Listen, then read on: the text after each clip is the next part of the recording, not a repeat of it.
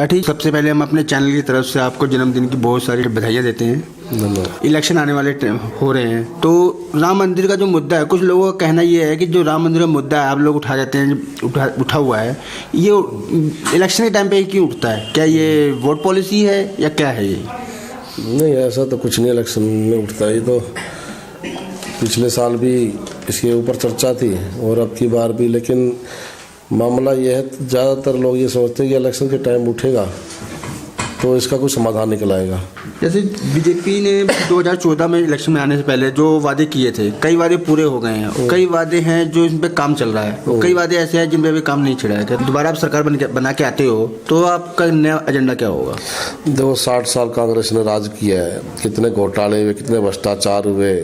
जो कह रहे थे गरीब भी दूर करेंगे, उन्होंने बल्कि गरीबों को ही दूर करने की सोची। अब इतने 60 साल की जो इन्होंने सत्ता कांग्रेस की रही है, वो धीरे धीरे एकदम तो कुछ दूर होने वाला नहीं, लेकिन जो 5 साल में इसमें काफ़ी बदलाव आया है। विदेशों में मान सम्मान भारत का बढ़ा है, और इसके अलावा भी आप देश में भी देखेंगे तो हर जो जागरूक तबका, जो पढ़ा लिखा तबका, जो थोड़ी भी समझ रखता है, वो देश के बारे में, जो देश के हित की बात करता है, देश की सोचता है। ये तो जैसे कि अभी जब प्रियंका गांधी फ्रंट पे आई थी तो कुछ आपत्तिजनक शब्द भी बोले गए थे उनकी, कि सब मुद्दा उठाया भी, ऐसा क्यों बोला गया? नहीं, देखो, इसमें हमारे कोई जो बड़े नेता है उनकी तरफ से तो कुछ नहीं बोला गया। आरोप प्रत्यारोप तो चलते ही रहते हैं, कोई बोलते बोलते क्या बोल जाए उसके बारे में तो कुछ नहीं पता, नहीं कह सकते। लेकिन जो बड़े नेता हमारे नरेंद्र मोदी जी हैं, अमित शाह जी हैं, इन्होंने तो कुछ ऐसी भाषा प्रयोग नहीं किया। और इतनी नीच और जितनी तुच्छ हरकत जो केजरीवाल जी कर रहे हैं ना, इनको नहीं करनी चाहिए। और अब हमारे एरिया में भी काफ़ी फ़ोन आ रहे हैं लोगों के पास कि देखो जी, केजरीवाल का फ़ोन आ रहा है, कह रहा है 30 लाख वोट कटवाएं, उसमें आपका वोट कट गया और आप कुछ मत करो। जो लोग कहते हैं तो हम क्या करें? नहीं, आपको कुछ करने की जरूरत नहीं, केजरीवाल जी संघर्ष कर रहे हैं। अब ये बताओ ना, आप केजरीवाल जी अगर संघर्ष कर रहे हैं तो मेरी वोट अगर कट गई तो केजरीवाल जी कैसे जुड़वा देंगे? उसके लिए तो मेरे को दोबारा फॉर्म भरना पड़ेगा, अपनी ID देनी पड़ेगी।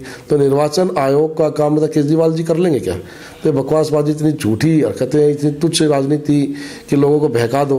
तो जो नहीं इन चीज़ों जानते हुए तो सोचेंगे हाँ हो सकता करवाया हो, लेकिन लोगों बागों जिसके फ़ोन आते हैं, अब यहाँ से हमने कंप्लेंट भी कराई डाबरी थाने में, 3-4 आदमियों ने कराई है, वे गए हैं थाने में, देखे आए। उसके बाद माननीय सांसद रमेश दुबे जी के साथ हम खुद भी गए और कमिश्नर ऑफ पुलिस को IT हेड ऑफिस में जाके उनकी शिकायत करके आए कि इस तरीके से लोगों को ठग रहे हैं, मतलब लोगों को एक भय का वातावरण पैदा कर रहे हैं कि तुम्हारी वोट कट गई और मैं बनवा रहा हूँ।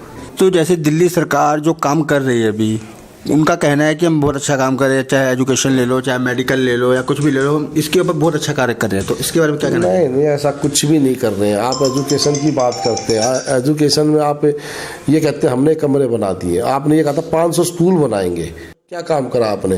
मोहल्ला क्लिनिक हमारे तो आसपास कहीं है नहीं, और मोहल्ला क्लिनिक की दशा देखनी है तो आप जाके देख के, अब कैसे उनमें गंदगी फैली हुई है, एक्सपायरी डेट की दवाई दी जा रही हैं, और छतें उनकी टूटी फूटी पड़ी हैं, और गंदगी का माहौल हो रखा है। दवाई देने वाले डॉक्टर सिर्फ अपना कमीशन वहाँ पे बना रहे हैं, वो बार बार उनको मरीजों को बुलाते हैं और अपना कमीशन के बेसिस पे वो बैठे हुए हैं, तो उनका धंधा जरूर चल रहा है, और टोटल मोहल्ला क्लिनिक में कालाबाजारी चल रही है। अगर मान लो जैसे कि महागठबंधन बना हुआ है आप बीजेपी के अगेंस्ट, तो इसको आप कैसे देख रहे हैं? अगर आपकी सरकार नहीं बनती तो क्या करेंगे आप? नहीं, महागठबंधन जो ये बना हुआ, सारे चोर इकट्ठे हो रखे हैं मोदी जी के खिलाफ। अब आप अगर ये बताओ, अगर इनको मोदी जी का डर नहीं होता तो ये महागठबंधन क्यों बनाते हैं? इनको डर है इसलिए बनाया, एक बात। दूसरी बात, मोदी जी ने काम करा इसलिए इनको डर है। मान लीजिए बीजेपी की आप दोबारा सरकार बनाते हैं आप अपनी, तो सबसे पहले किन मुद्दों के ऊपर आप कार्य करेंगे?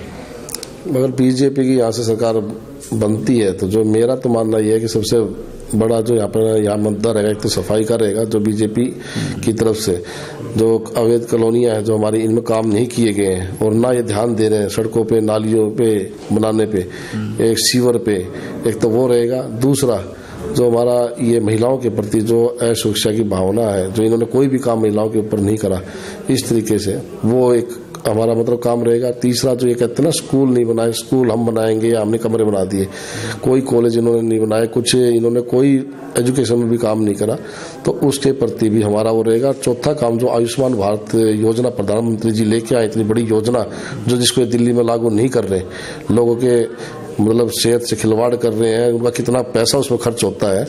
इनको मतलब मेरे ख्याल में असल में ये तो भाई पैसे ज़्यादातर इन्होंने जो इनके एमएलए हैं वे वैसे चुन के आ गए, उन्होंने संघर्ष तो किया नहीं तो उनको पता नहीं। तो आयुष्मान जो भारत योजना हमारी प्रधानमंत्री जी वाली है जो लेके आए हैं, वो हर पूरे दिल्ली वासी पे एक मतलब दिल्ली वासी पे एक मेंबर पे वो लागू की जाएगी।